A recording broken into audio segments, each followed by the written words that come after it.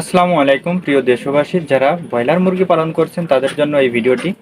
আপনারা বোর্ডিং কিভাবে তৈরি করবেন অনেকে জানেন না। যারা বাড়িতে নতুন 1 থেকে 10-20টি মুরগি পালন করছেন ব্রয়লার মুরগি, তাদের জন্য এই ভিডিওটি।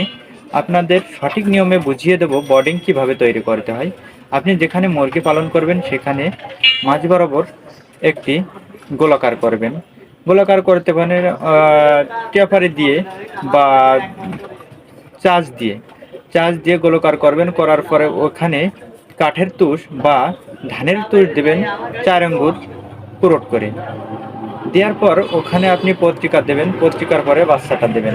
পত্রিকাটা না দিলে আপনার ছোট বাচ্চার যে তুষের যে কোণ আছে, কোণ পায়ে ফুটে গেলে সেখানে ইনফেকশন হবে। ইনফেকশন হয়ে ওখানে ঘা হবে, পা পড়ে যাওয়ার সম্ভাবনা থাকবে।